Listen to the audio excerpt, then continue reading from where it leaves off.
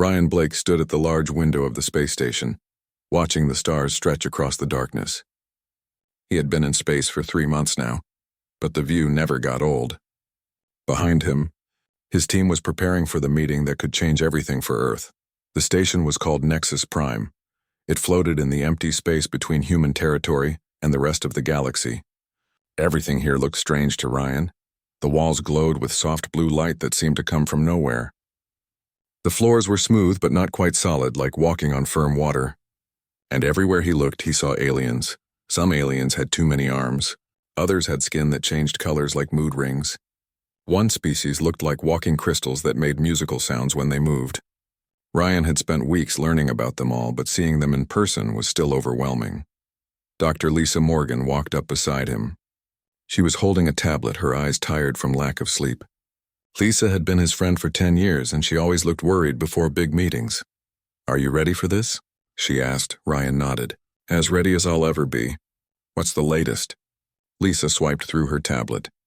"The Collective Council is meeting in 1 hour. High Arbiter Zinthar will be there. He's blocked our membership application 3 times already.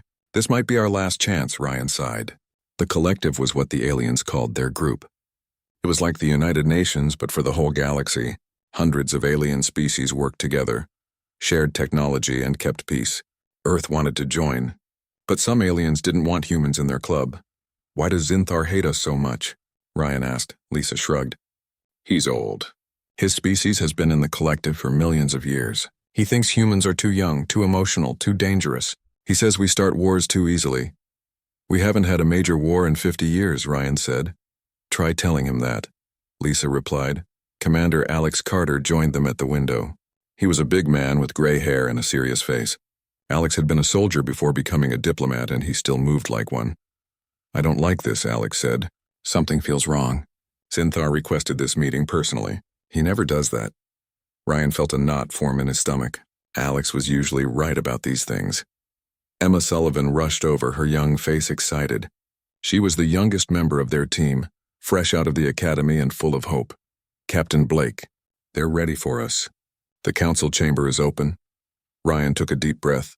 "All right. Let's go meet our future." The council chamber was enormous. It was shaped like a sphere, with seats arranged in rings that went up and up until they disappeared into shadows. Hundreds of aliens sat in those seats, all watching the humans walk in. At the center of the chamber stood a raised platform. That's where Ryan and his team had to go. Above them, floating in the air like magic, was High Arbiter Zinthar. Zinthar looked like a sculpture made of crystal. His body was transparent, and lights moved inside him like electricity. When he spoke, his voice came from everywhere at once. "Humans of Earth," Zinthar said, "you come before us once again, seeking membership in the Collective. 3 times you have asked. 3 times we have found you lacking." Ryan stepped forward. He had practiced this speech 100 times. "Honorable Arbiter, we understand your concerns. But Earth has changed. We've unified our governments, ended our wars, and reached for the stars. We're ready to join the galactic community." "Words," Zinthar said. "You speak pretty words. But the Collective requires more than words. We require proof of capability, proof of intelligence, proof that you can stand alongside species that have mastered science and reason for eons." A murmur went through the chamber. Ryan felt his heart beat faster. This was the trap Alex had sensed. "What kind of proof?" Ryan asked carefully. Zinthar made a gesture, and suddenly the room changed. A hologram appeared in the center, floating above the platform. It showed thousands of glowing pieces, all swirling around each other like a swarm of fireflies. "This is the infinite mosaic," Zinthar announced. "For thousands of years it has been used to test the greatest minds in the Collective. It contains 10,000 pieces, each one unique. The pieces must be assembled to reveal the underlying pattern." Ryan stared at the hologram. Even from here he could see how complex it was. Each piece had different colors, different shapes, different patterns. They rotated in 3 dimensions, constantly moving. "The fastest time achieved by any collective species is 4 days, Zinthar continued. "Most take weeks. Some never completed at all. If you wish to prove that humans deserve membership, then solve the infinite mosaic." "That's insane," Alex muttered beside Ryan. "It's impossible." Lisa was already calculating on her tablet. "The complexity is exponential. Even with computer assistance, it would take months to solve. But Ryan was still staring at the pieces. Something about them called to him. Patterns, that's all they were. Complex patterns, yes, but patterns nonetheless. And Ryan had always been good with patterns. Do I get to use computers? Ryan asked. No, Zinthar said. The test measures natural intelligence, not artificial assistance. You will enter the chamber alone. You may take breaks for food and rest, but you cannot leave until you complete the puzzle or admit defeat. And if I refuse? Ryan asked. Then Earth's application will be permanently rejected. You will return to your small corner of space, and the collective will continue without you. Ryan looked at his team. Alex was shaking his head. Lisa looked terrified. Emma was biting her lip, trying to be brave.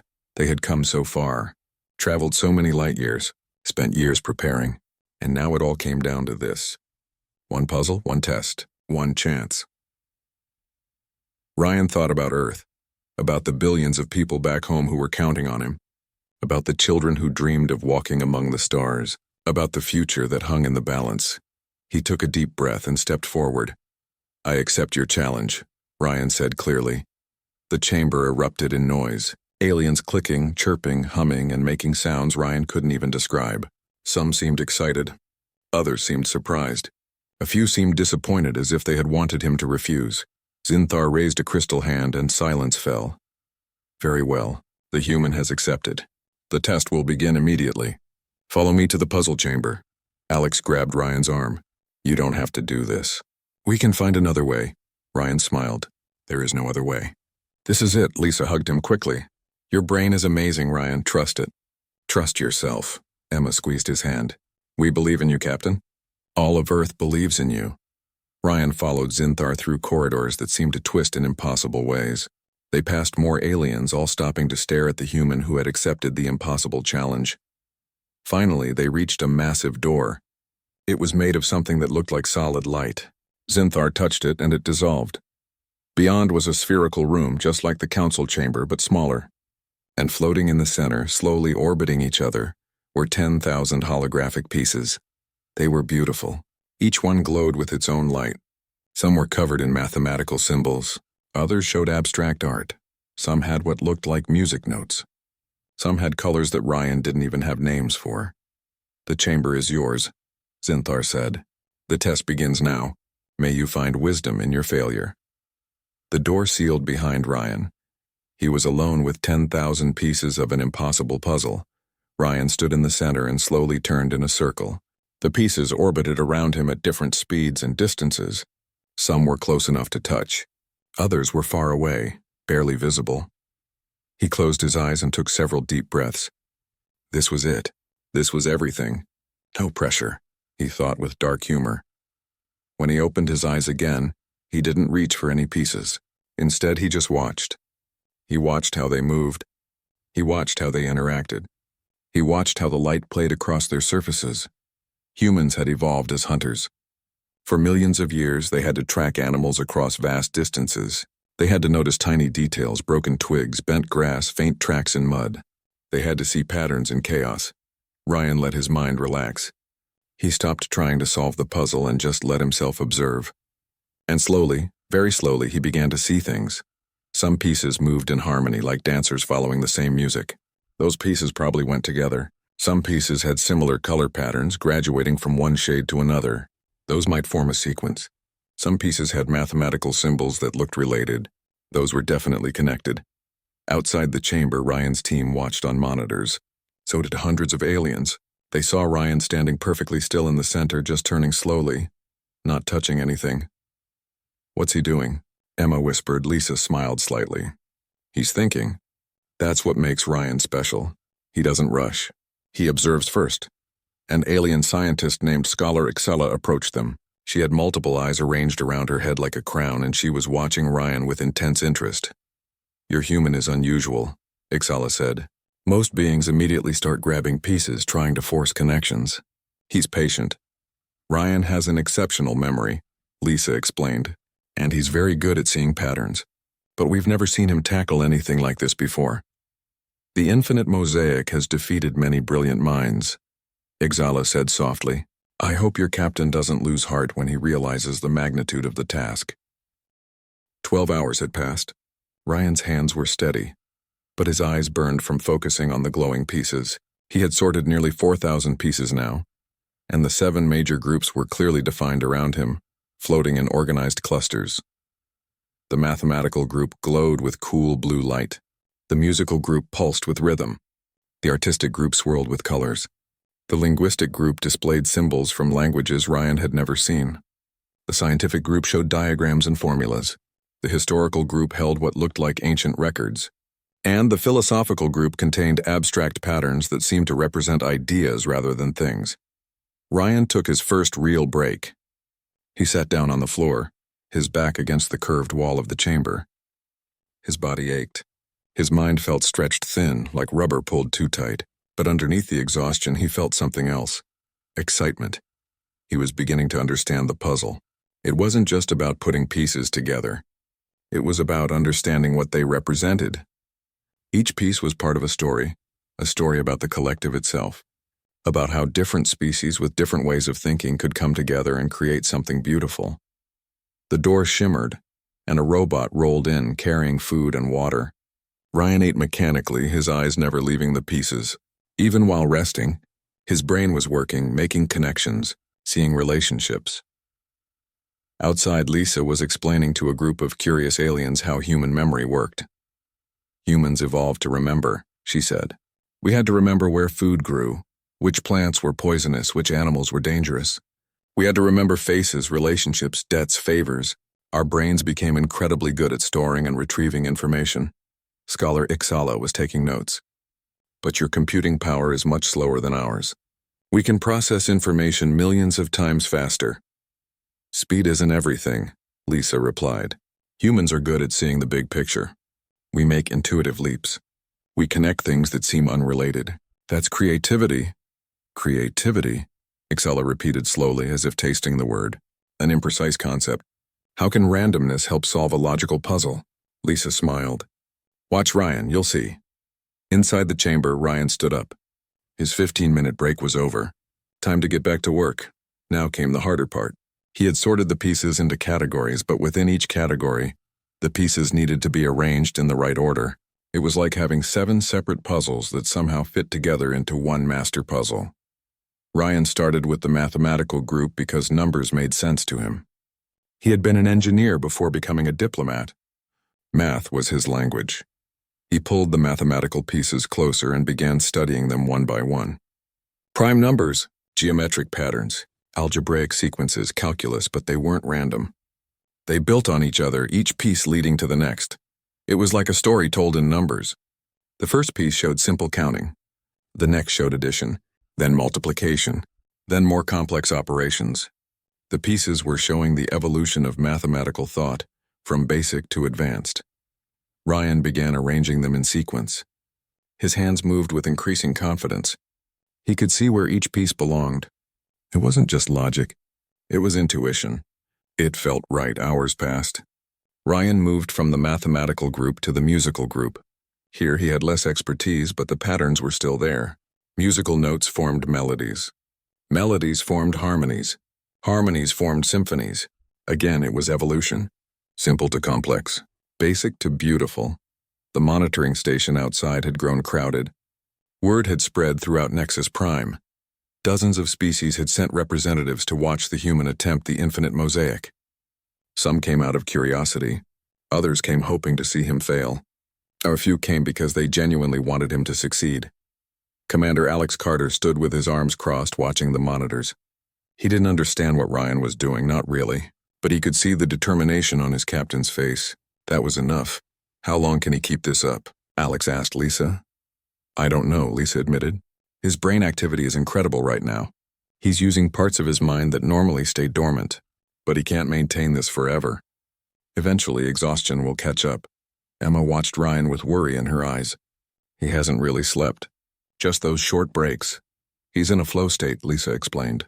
Time probably doesn't feel normal to him right now. He's so focused that everything else fades away. An alien that looked like a walking mantis approached them. This was Enforcer Krell, a military commander from the warrior species called the Corvins. Your human shows persistence, Krell said, his voice like grinding stones. But persistence is not intelligence. Many species can work hard. Few can truly think. Alex turned to face him. Ryan is thinking. That's exactly what he's doing. We shall see, Krell replied. The infinite mosaic reveals truth. If humans are worthy, he will succeed. If not, Earth will remain isolated. Perhaps that is best for everyone. Alex's jaw tightened, but he said nothing. Starting a fight wouldn't help Ryan. Back in the chamber, Ryan had completed 5 of the 7 groups. The mathematical sequence was done. The musical progression was done. The artistic evolution was done. The linguistic development was done. The scientific advancement was done. Now he faced the 2 hardest groups. History and philosophy. These weren't about logic or patterns you could measure. They were about meaning. About interpretation. About understanding what the puzzle's creators intended. Ryan studied the historical pieces. They showed events, but not in any order he recognized. Wars, treaties, discoveries, disasters, triumphs. Each piece depicted a moment in the collective's long history. But how to arrange them? Chronologically? By importance, by theme? Ryan closed his eyes and thought. The puzzle was about unity through diversity, about different species coming together. So the historical pieces probably weren't about individual events. They were about connections, about moments when species learned to work together. He opened his eyes and started arranging the pieces not by time, but by relationship. This piece showed first contact between 2 species. This one showed their first trade agreement. This one showed their first joint scientific project. This one showed their first shared artwork. It was like watching friendships form across centuries. And as Ryan placed each piece, he felt something strange. Emotion. The puzzle wasn't cold and logical. It had heart. 24 hours had passed since the test began. Ryan had been awake for most of that time, working with only brief breaks. His body screamed for real sleep, but his mind refused to stop. He was so close now. The philosophical group remained. These pieces were the most abstract. They didn't show things or events. They showed concepts, ideas about existence, consciousness, purpose, meaning. Ryan sat down again, this time in the center of the chamber, surrounded by all the completed groups. He needed to think about this differently. Philosophy wasn't his strength. He was an engineer. He liked problems with clear answers. But Lisa had once told him that philosophy was just asking questions. Big questions. Questions about why things matter. Why did the collective matter? Why did different species work together? What was the point of it all? Ryan looked at the completed groups around him. Mathematics gave them tools to understand the universe. Music gave them beauty. Art gave them expression. Language gave them communication. Science gave them progress. History gave them context, and philosophy gave them purpose. The reason to keep going. The meaning behind it all. Understanding flooded through Ryan like warm water. The philosophical pieces weren't separate from the others. They were the foundation. They came first, not last. He rearranged his thinking and began placing the philosophical pieces at the core of the puzzle. Questions about existence. Questions about consciousness. Questions about unity. These weren't answers. They were the questions that drove everything else. The other groups spiraled out from this philosophical center. Math and science seeking answers. Art and music expressing the search. Language sharing the journey. History recording the results. It all fit together. Not like machine parts, but like a living thing. Like a tree with roots and branches and leaves. Everything connected. Everything dependent on everything else. Ryan worked faster now. 30 hours. 32 hours. 34 hours. The pieces fell into place. The puzzle grew. The pattern revealed itself. Outside, the observation area was completely silent. Hundreds of aliens watched as the human moved through the final stages. Even Enforcer Krell had stopped making dismissive comments. Even High Arbiter Zinthar watched from his private chamber, his crystal face reflecting the light from the monitors. Scholar Ixala leaned close to Lisa. He's going to do it. By all my ancestors, the human is actually going to complete the infinite mosaic. Lisa nodded, tears running down her face. I never doubted him. Emma held Alex's hand, both of them barely breathing. Inside the chamber, Ryan placed the 9,000th piece. Then the 9,500th. Then the 9,900th. His hands shook now from exhaustion and adrenaline. Sweat ran down his face. His vision blurred at the edges. But he kept going. 9,995 pieces. 9,996, 9,997, 9,998, 9,999. Silence fell like a heavy blanket over the observation area. Every alien, every human, every being present froze. The only sound was the soft hum of the station's systems. Ryan stood in the center of the puzzle chamber, swaying slightly from exhaustion. But his voice had been firm, clear, certain. Zinthar's voice crackled through the speakers, sharp as broken glass. "What did you say?" "There are pieces missing," Ryan repeated. "The infinite mosaic is incomplete." Lisa grabbed Emma's arm, her face pale. "What is he doing?" "He completed it." "Why is he saying this?" Alex's jaw was tight. Either he's right or we just lost everything. The door to the chamber opened. High Arbiter Zinthar floated in, his crystal body glowing with what might have been anger. Behind him came Scholar Ixala and Enforcer Krell, along with several other high-ranking collective officials. "Explain yourself, human," Zinthar demanded. "You completed the puzzle. The system verified it. Every piece has been placed. How can you claim pieces are missing?" Ryan walked to the mathematical section of the completed puzzle. His legs felt like rubber, but his mind was crystal clear. "Here," he said, pointing. "In the 7th layer of the mathematical sequence. There's a Fibonacci spiral, but it's asymmetric. A piece is missing that would complete the golden ratio." Zinthar moved closer, examining the spot Ryan indicated. "The spiral is complete." "You are mistaken." "No," Ryan said firmly. "It looks complete, but it's not mathematically perfect. The ratio is off by 0.003. There should be another piece here that bridges this gap." He moved to the linguistics section. Here in the syntax tree, there's a glyphic connector missing between these two branches. The grammar doesn't flow correctly without it. Scholar Ixala moved her multiple eyes closer to examine the spot. "I see nothing wrong." "Because you're used to seeing it this way," Ryan explained. "But I spent 36 hours studying every single piece. I can see the pattern that should be here. The connector that's missing." He moved to the artistic section. "And here, in the color gradient, there's a discontinuity in the wavelength progression. A specific color is missing between these two. It should transition smoothly, but there's a jump." Enforcer Krell made a sound like grinding rocks. "This is nonsense. The human is exhausted and seeing things that don't exist." "Then test it," Ryan said. "Check the original design files, the ones from when the puzzle was first created." Zinthar was silent for a long moment. Then he turned to an aide. "Retrieve the original Infinite Mosaic archives. The complete historical record." "That will take hours," the aide protested. "The files are thousands of years old." "Then begin immediately," Zinthar commanded. Ryan's team was finally allowed into the chamber. Emma ran to him and grabbed his arm. "Captain, are you okay? You look like you're about to collapse." "I'm fine," Ryan said, though he wasn't. His vision kept going fuzzy at the edges. "I just need to know if I'm right." Lisa pulled out a scanner and checked his vital signs. "Your blood sugar is dangerously low. Your body is running on fumes. You need real food and real sleep." "After," Ryan said. "After we know." Alex stood beside him, arms crossed. "You better be right about this, Captain. Because if you're wrong, we just threw away our victory." "I'm right," Ryan said quietly. "I can see them. The missing pieces. I can describe them perfectly." Scholar Ixala approached him. "You claim you can describe pieces you've never seen? Pieces that may not even exist?" "Yes," Ryan said. "Because I understand the pattern now. I understand what the puzzle is supposed to be. And these 3 pieces, they should be there. They need to be there for the pattern to be complete." "Describe them," Ixala said, pulling out a recording device. Ryan closed his eyes, visualizing the missing pieces in his mind. The first piece, the mathematical one, it would be roughly pentagonal in shape. The primary pattern would be a golden spiral, continuing the Fibonacci sequence. The numbers would be 377, 610, and 987. The color would be deep blue, matching the mathematical section.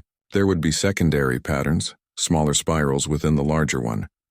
He opened his eyes and moved to the linguistics section. The second piece would be more complex. Trapezoidal shape. It would contain a conjunction glyph in what looks like the Threxian language, but modified, crossed with elements from the Narvorian script. The glyph would connect subject and object in a way that implies mutual relationship rather than hierarchy. Finally, he moved to the artistic section. The third piece would be the most subtle, nearly circular but with one edge slightly curved inward. The color would be in the ultraviolet range, probably not visible to human eyes but visible to most collective species. The wavelength would be exactly 385 nanometers. It would bridge the gap between the current pieces, creating a smooth gradient. HFY stared at him. You describe these with such detail, as if you're looking at them right now. I am looking at them, Ryan said. In my mind, I can see where they should be, what they should look like, how they would fit. The waiting began. Hours crawled by. Ryan's team convinced him to sit down and eat properly. Emma brought him food from the station's cafeteria. He ate without tasting it, his eyes fixed on the completed puzzle. Word of what was happening spread throughout Nexus Prime. More aliens crowded into the observation areas. Some were angry that Ryan was questioning the sacred puzzle. Others were intrigued by his claim. A few were starting to believe him. Enforcer Krell stood near the back, watching Ryan with unreadable eyes. If the human is right, he said to no one in particular, then for 2,000 years we have been solving an incomplete puzzle, never realizing anything was wrong. That would be impossible, another alien replied. Thousands of the greatest minds in the collective have solved this puzzle. Someone would have noticed. Perhaps, Krell said slowly, or perhaps we see what we expect to see. We were told the puzzle has 10,000 pieces, so we never looked for more. Lisa was explaining to a group of curious aliens how human perception worked. Humans are very good at noticing when something is wrong, she said. We evolved to detect threats, anomalies, things that don't fit the pattern. That's a survival skill. If you see 1,000 trees and one is slightly different, that might be a predator hiding. But we have far superior sensory organs, one alien protested. Superior sensors aren't the same as superior perception, Lisa replied. Ryan doesn't just see the pieces. He understands them. He sees what they mean, not just what they are. 4 hours after Ryan's claim, Zinthar's aide returned. The High Arbiter was immediately summoned to a private chamber. Scholar HFY was called as well. So were several historians and archivists. They were gone for another 2 hours. Ryan paced the chamber, unable to rest despite his exhaustion. His team stayed with him, providing silent support. Finally, the door opened. Scholar HFY entered first. Her face, so different from human faces, was somehow readable. She looked stunned. Behind her came Zinthar. The High Arbiter floated to the center of the chamber and faced Ryan. For a long moment, he said nothing. Then he spoke, his voice quiet but clear. The human is correct. A wave of sound swept through the observation areas. Gasps, clicks, whistles, and 100 other expressions of shock. HFY stepped forward. The original design files were corrupted approximately 2,000 years ago in a data migration incident. 3 pieces were lost. Since then, every species that has solved the infinite mosaic has done so with only 10,000 pieces, never realizing that the puzzle was incomplete. She looked at Ryan with something that might have been awe. Captain Blake, you have identified gaps that went unnoticed for 2 millennia, and more than that, your descriptions of the missing pieces match the original design files with 98% accuracy. Ryan felt his knees go weak. He had been right. He had been right. Emma let out a sound that was half laugh, half sob. Lisa hugged her tight. Alex closed his eyes and let out a long breath. They had done it. Not just solved the puzzle, but revealed something the entire collective had missed. Zinthar approached Ryan slowly. I must ask, human, how did you know? How could you see what we could not? Ryan was so tired he could barely stand, but he tried to explain. When you look at something every day, you stop seeing it clearly. It becomes familiar. You expect it to be a certain way, so that's how you see it. But I came to the puzzle with fresh eyes. I didn't know what it was supposed to look like. So when something felt wrong, I noticed. Felt wrong, Zinthar repeated. Not calculated wrong, felt. Yes, Ryan said. The math was off, yes. But more than that, the puzzle felt incomplete. It didn't have the beauty it should have. The perfection, it was like listening to a symphony with a few notes missing. You might not be able to say exactly which notes, but you know something isn't right. Scholar HFY was recording everything. Intuition, she murmured. Human intuition. We have theories about it, but we've never seen it demonstrated so clearly. Enforcer Krell pushed through the crowd. The human has proven himself. More than proven himself. He has shown us our own blindness. Other aliens were talking now, their voices rising. The mood had shifted. This wasn't just about one human completing a test. This was about what humanity could bring to the collective. A different way of seeing, a different way of thinking. An alien from a species Ryan didn't recognize approached him. "Captain." 3 days after Ryan woke up in the medical bay, he was finally cleared to return to his quarters. His body had recovered, but the station had changed around him. Everywhere he went, aliens stopped to stare. Some bowed. Others made gestures he didn't understand, but that seemed respectful. A few tried to touch him as if he were something magical. It was uncomfortable. Ryan had never wanted fame. He had just wanted to do his job and help Earth join the collective. Now he was being treated like a celebrity, and he didn't know how to handle it. Scholar Ixella had requested a meeting. Ryan sat in a quiet observation room looking out at the stars when she arrived. She carried several data tablets, and her crown of eyes was focused intently on him. "Captain Blake," she said, settling into a chair designed for her species. "How are you feeling?" "Better," Ryan said. "Still tired, but better. And you can call me Ryan." "Ryan," she repeated as if tasting the name. "I have been studying your species intensely since your achievement. I hope you don't mind. But I've been analyzing the recordings of your puzzle-solving process. I'm writing a paper on human cognitive abilities." "I don't mind," Ryan said. "What have you learned?" Ixella leaned forward. "Your species processes information differently than any we've encountered. Most collective species are specialists. They excel in specific areas. The Veldrine, like Zinthar, have perfect logic and calculation. The Corvins, like Krell, have exceptional spatial reasoning and tactical thinking. My people, the Threxians, have enhanced sensory processing." "And humans?" Ryan asked. "Humans are generalists," Ixala said. "You're not the best at any one thing, but you're good at everything. You can think logically but also creatively. You can analyze but also intuit. You can see details but also the big picture. That flexibility is rare and powerful." Ryan thought about that. "So we're like the Swiss Army knife of species?" Ixala's translator struggled with the reference, but she seemed to understand. An apt comparison. And that versatility allowed you to see what specialized minds could not. We were so focused on our particular ways of thinking that we missed the obvious. "It wasn't obvious to me either," Ryan admitted. "Not at first. I only noticed because I spent so long studying the pieces. If I'd rushed, I would have missed it too." "But you didn't rush," Ixala said. "You were patient. You observed. You let the pattern reveal itself. That's wisdom, not just intelligence." Before Ryan could respond, Lisa entered the room. "Sorry to interrupt, but the Collective Council has summoned us." "They're ready to make their decision about Earth's membership." Ryan's stomach tightened. This was it. This was what everything had been building toward. The council chamber was even more crowded than before. Every seat was filled. Aliens from species Ryan had never seen stood in the aisles. The air buzzed with dozens of different languages being translated in real time. Ryan walked to the center platform with his team. Emma's hand trembled slightly. Alex stood rigid, his military bearing on full display. Lisa kept her face neutral, but Ryan knew her well enough to see the tension. High Arbiter Zinthar floated above them. For the first time since Ryan had met him, the crystal being's voice held no hostility.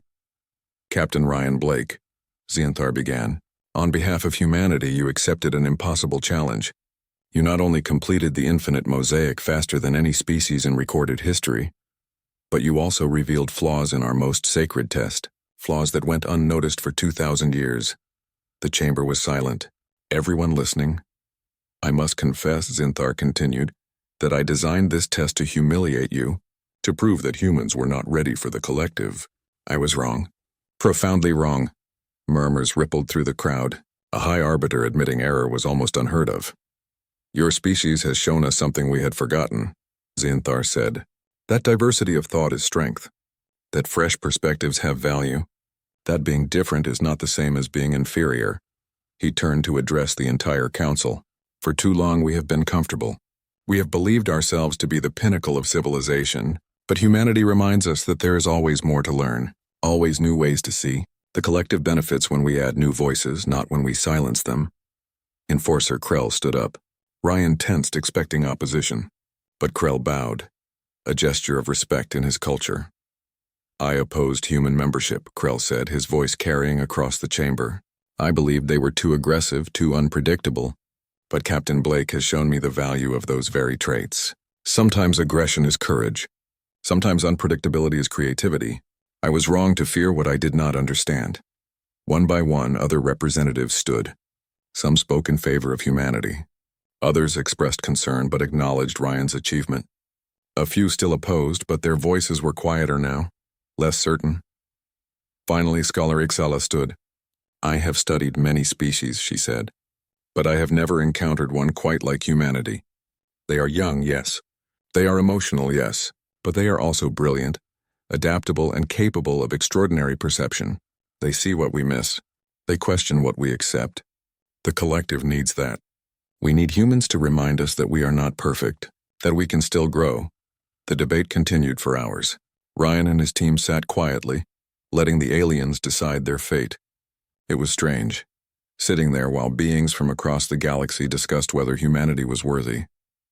Emma leaned close to Ryan and whispered, "Do you think they'll accept us?" "I don't know," Ryan whispered back. "But we did our best. That's all we can do." Finally, Zinthar called for a vote. The chamber fell silent. Each representative cast their vote through their personal terminals. The results would be tallied by the station's central computer and announced immediately. Ryan held his breath. This was it. Everything came down to this moment. A hologram appeared above the center platform, showing the vote results. In favor of human membership, 847 species, against 124 species, abstaining 52 species. Zinthar's voice rang out. By the authority of the Collective Council, humanity is granted full membership. Welcome to the Collective. For a moment, Ryan couldn't move, couldn't breathe. Then Emma was hugging him, crying and laughing. Lisa was shaking his hand, tears streaming down her face. Even Alex was grinning, his usual stoic expression broken by pure joy. Around them, the chamber erupted in sound. Some species cheered. Others made musical tones of celebration. A few remained silent, but even they seemed accepting of the decision. Ryan looked up at Zinthar. The High Arbiter floated down to their level. "Thank you," Ryan said simply. "No," Zinthar replied. "Thank you. You have given the collective a gift. You reminded us why we exist. Not to maintain power, but to learn from each other. Not to enforce conformity, but to celebrate diversity." He extended a crystalline appendage. Ryan wasn't sure what to do, but he reached out and touched it. The crystal was warm and seemed to pulse with light. "I look forward to working with your species," Zinthar said. "I believe we have much to learn from each other." Over the next few weeks, Ryan and his team worked with collective officials to establish the terms of Earth's membership. There were trade agreements to negotiate, cultural exchanges to organize, and security protocols to establish. But there was also something else, something more personal. Scholar Ixala had requested Ryan's help with a project. Several collective species wanted to study human cognitive abilities more deeply. They hoped to learn techniques they could apply to their own thinking. "It's not about making aliens think like humans," Ixala explained. "It's about adding new tools to our mental toolbox. Your pattern recognition, your intuition, your creative leaps, these are skills that can be taught, at least partially." Ryan found himself teaching workshops to aliens who wanted to understand human perception.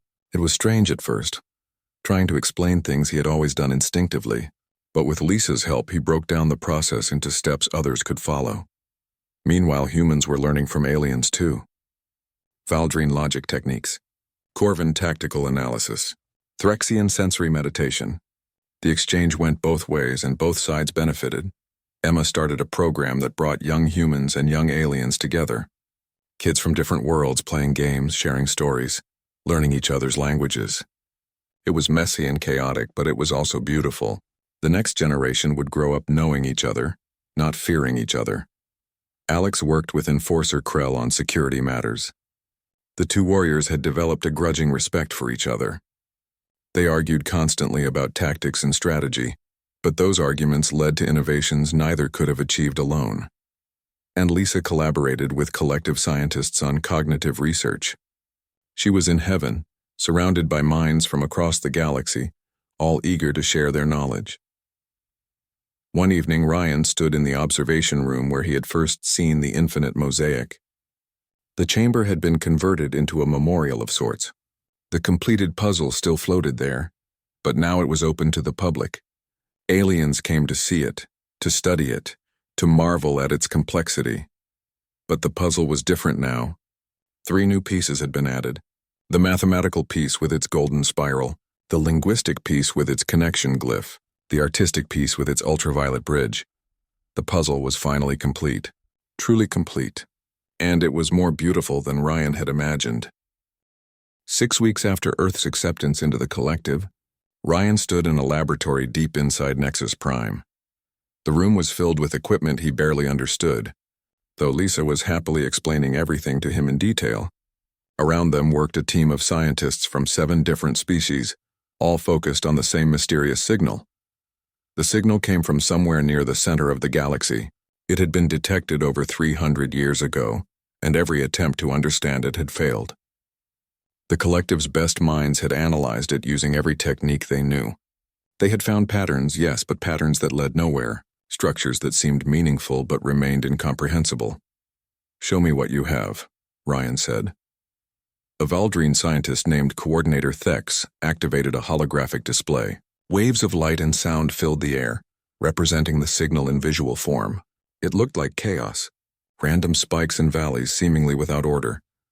"We have analyzed this for centuries," Thex said. "We found mathematical sequences, but they don't correspond to any known language or code. We found rhythmic patterns, but they don't match any musical or communication system. We found visual structures, but they don't resemble any art or writing we've encountered." Ryan studied the display. "What do you think it is?" "Natural phenomenon," Thex replied. "That's the consensus. The patterns are coincidental. The signal is just cosmic noise that happens to look interesting." "But you're not sure," Ryan said. Thex hesitated. "No, something about it feels deliberate." "But I cannot prove it," Ryan smiled. "Feels deliberate. Not calculates as deliberate feels. Maybe that was the problem." "Can you show me the signal in different ways?" Ryan asked. "Not just visual. I want to hear it. Feel it if possible. Experience it," Lisa jumped in. "We can convert it to sound waves, tactile feedback, even temperature variations. Give Ryan multiple ways to perceive it." The scientists looked skeptical but agreed. Over the next week, they created different representations of the signal. Ryan listened to it as sound. He felt it as vibrations. He watched it as color changes. He even experienced it as temperature fluctuations on his skin. And slowly, very slowly, something began to emerge. Not a clear message, not yet, but a sense that there was something there, something trying to communicate. Scholar Ixala visited the lab frequently. She was fascinated by Ryan's approach. "You're not analyzing it," she observed. "You're trying to feel it, to understand it emotionally rather than logically." "Both," Ryan corrected. "I'm trying to use both logic and emotion. The collective has already done the logical analysis. You've found all the mathematical patterns, but maybe that's not enough. Maybe whoever sent this signal doesn't think the way we do. An alien way of thinking," Ixala mused. "But we are all aliens to each other. How could their thinking be so different that none of us can understand it?" "Because all of you are similar in fundamental ways," Lisa suggested. She had been studying collective neurology. "You all evolved in similar environments. Planets with gravity, atmospheres, predictable physics. You all developed senses to perceive your environments. You all created languages to communicate. Those similarities shape how you think. But what if this signal comes from beings that evolved in completely different conditions?" Ryan snapped his fingers. "That's it. We've been assuming the signal uses concepts we understand. Mathematics, language, music. But what if it uses something else entirely? Something we don't have a word for because we've never encountered it?" He turned to the collective scientists. "Show me everything you've ruled out. All the patterns that didn't make sense. All the structures that seemed meaningless. I want to see what you threw away." The scientists retrieved centuries of rejected analyses, patterns that didn't fit known categories, structures that seemed random, sequences that led nowhere. Ryan immersed himself in the discarded data. Days blurred together. He stopped sleeping normal hours, working whenever inspiration struck. His team worried about him repeating his exhaustion from the infinite mosaic, but Ryan was more careful this time. He took breaks, he rested, but he couldn't stop thinking about the signal. Late one night, or what passed for night on the station, Ryan was alone in the lab. He had the signal playing as sound, a haunting melody that rose and fell without obvious pattern. His eyes were closed and he was just listening, not analyzing, just experiencing, and suddenly he heard it. Not words, not a message in any traditional sense, but emotion. The signal carried emotion. It was sad, profoundly sad, like a cry into the void, like someone calling out, hoping for an answer, knowing they might never receive one. Ryan's eyes flew open. He started pulling up the data, looking at it with new understanding. The mathematical sequences weren't instructions. They were emotions expressed in numbers. The rhythmic patterns weren't communication protocols. They were feelings translated into rhythm. The visual structures weren't writing. They were moods rendered in light. The signal was a message, but not an informational one. It was an emotional one. Someone somewhere was expressing their feelings. Loneliness, hope, fear, wonder, all woven together in a format that didn't rely on language or logic, but on pure emotional resonance. Ryan immediately called his team. Within an hour, the lab was full of people.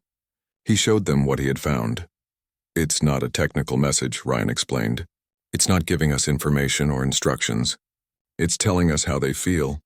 Whoever sent this is expressing emotions, reaching out not to share data but to share their inner experience." Thex examined Ryan's analysis. "This is highly irregular. Why would anyone send emotions across interstellar distances? What purpose does it serve?" "The purpose is connection," Emma said softly. She had come to the lab with the others. "They're reaching out because they're alone. They're asking if anyone else is out there, not asking for data, asking if anyone else can feel what they feel." Ixala was silent for a long moment. Then she activated her own translator and began working through the signal with Ryan's new framework. Her multiple eyes widened. "He's correct," she said, her voice filled with wonder. "The signal contains what humans would call sadness, curiosity, and hope. These emotions are encoded in ways that don't correspond to logical structures, which is why we missed them. We were looking for information, not feeling." News of the discovery spread quickly. Within days, the best emotional theorists and empathy specialists from across the collective were working on the signal. With Ryan's framework as a starting point, they began decoding layers of emotion that had been hidden for centuries. The signal told a story. Not in words, but in feelings. A civilization had lived near the galactic core, in an environment so strange that they had evolved minds fundamentally different from anything the collective had encountered. They had tried to reach out using conventional methods, but no one understood. So they had tried something desperate. They had sent their emotions, hoping that feeling could bridge the gap that logic could not. The signal was old. Very old, thousands of years.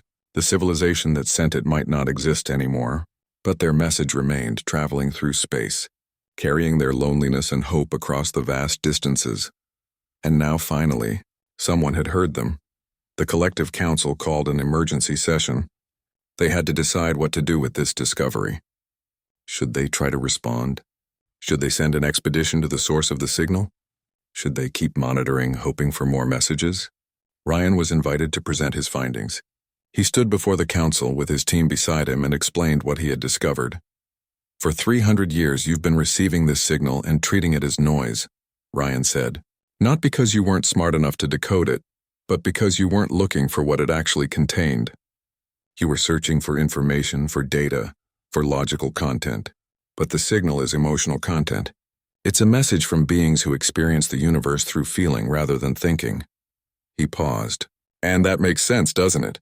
Because not every intelligence evolves the same way. Some might prioritize logic. Others might prioritize emotion. Some might be like humans, balancing both.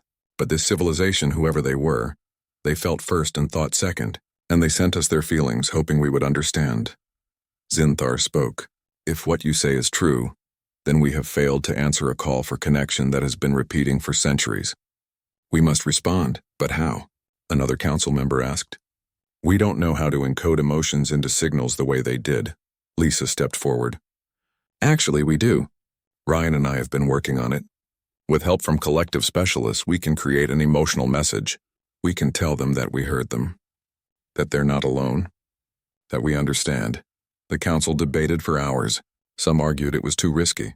Others said it was too late. The civilization was probably gone. But most agreed that they had to try. Someone had reached out across the darkness, and that call deserved an answer.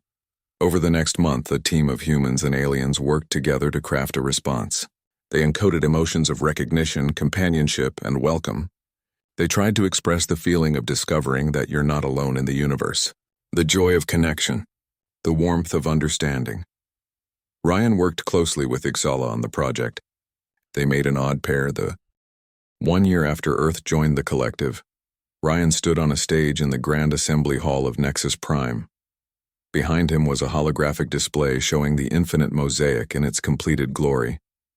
Before him sat representatives from over 1,000 species, all gathered for the restoration ceremony. Today, the 3 missing pieces would be officially added to the puzzle. The artisans had worked for months using Ryan's descriptions and the ancient design files to recreate what had been lost. Now those pieces were ready, and the collective wanted to mark the occasion with celebration. But this ceremony was about more than just restoring a puzzle. It was about what that restoration represented. A human had seen what the collective had missed. A newcomer had found what the ancients had lost. And in doing so, he had reminded everyone that there was always more to learn, always new perspectives to consider, always missing pieces to discover. Zinthar spoke first, his crystalline voice filling the hall. Today we gather to witness completion, but we also gather to acknowledge failure. For 2,000 years, the greatest minds in the collective solved the infinite mosaic, without realizing it was incomplete. We saw what we expected to see. We accepted what we were told. We never questioned whether there might be more. He turned to face Ryan. Then came humanity. Young, inexperienced, outsiders to our ancient civilization. And one human in the span of hours saw what we had missed for millennia. This should humble us, and it should excite us. Because if we missed this, what else have we missed? What other gaps exist in our understanding? What other missing pieces wait to be found? The hall was silent, everyone listening. Zinthar continued. Captain Ryan Blake did not just solve a puzzle. He taught us to see differently, to question our assumptions, to value fresh perspectives. And for that, the collective is forever grateful. Applause erupted, though it sounded strange with so many different species participating. Clicks, whistles, hums, and sounds Ryan had no name for, all blended into a chorus of appreciation. Ryan stepped forward to speak. He had prepared a speech, but looking out at the assembled beings from across the galaxy, the words he had planned seemed wrong. He decided to speak from the heart instead. When I came to Nexus Prime, Ryan began, I was terrified. I was representing all of humanity, and I knew how much was riding on my success or failure. I thought I had to prove that humans were as smart as you, as capable, as worthy. He paused, looking at the faces and forms of beings he had come to know and respect. But I was wrong. I didn't need to prove we were the same. I needed to show how we were different. Because difference is valuable. Different perspectives see different things. Different minds solve different problems. The collective isn't strong because everyone is the same. It's strong because everyone is different. Ryan gestured to the holographic mosaic behind him. This puzzle is beautiful because it contains pieces from many sources. Mathematical pieces, artistic pieces, linguistic pieces, each one different but all working together to create something greater than any piece alone. That's what the collective is. That's what humanity adds to it. Not sameness, but difference that complements, he smiled. I found the missing pieces not because I'm smarter than you, but because I see things differently. And now that I'm here, I'm learning to see things your ways too. That's the real gift of the collective. We teach each other. We show each other new perspectives. And together, we become something none of us could be alone. The applause this time was even louder. Even beings who had initially opposed human membership were nodding in agreement. Scholar Ixala approached the stage, carrying the 3 recreated pieces. They glowed softly, each one a perfect match to Ryan's descriptions and the original designs. She handed them to Ryan. The honor should be yours, she said. You saw these pieces when they existed only as gaps. Now you will make them real. Ryan took the pieces carefully. They felt warm in his hands, humming with energy. He walked to the display where the infinite mosaic floated, majestic and complex. The first piece was the mathematical one, with its golden spiral and Fibonacci sequence. Ryan held it up to where it belonged, in the 7th layer where he had first noticed the asymmetry. The piece clicked into place with a soft chime, and suddenly the entire mathematical section glowed brighter. The pattern was complete now, perfectly balanced. The second piece was the linguistic connector, bridging two branches of the syntax tree. As Ryan placed it, languages throughout the puzzle suddenly flowed together more smoothly. The grammar that had seemed slightly off now made perfect sense. The third piece was the color bridge in the ultraviolet range. To human eyes it was barely visible, just a faint shimmer. But to most of the aliens watching it was brilliant. As Ryan set it in place, the color gradient completed, and the entire artistic section bloomed with new beauty. The moment the final piece locked in, the entire infinite mosaic transformed. It had always been beautiful, but now it was perfect. Every layer connected harmoniously. Every section flowed into the next. The patterns that had seemed complete before now revealed themselves as having been slightly off, slightly incomplete. And now at last they were whole, the puzzle sang. That was the only word for it. A pure tone of completion resonated through the hall, making every being present feel it in their bones or shells or crystalline structures, or whatever they had. It was the sound of something broken being mended, of something lost being found, of something incomplete becoming whole. Ryan stepped back, tears in his eyes. He had seen this in his mind during those exhausting hours in the chamber. He had known what it should look like. But seeing it real, seeing it complete was overwhelming. His team rushed onto the stage. Emma hugged him, laughing and crying. Lisa squeezed his shoulder, too moved to speak. Even Alex had moisture in his eyes, though he would deny it later. Zinthar approached and extended his crystal appendage. Ryan took it, and for a moment they stood together, Human and Valdrine, looking at what they had accomplished together. You have given us a great gift, Zinthar said softly. Not just the completion of this puzzle, but the understanding of why it matters.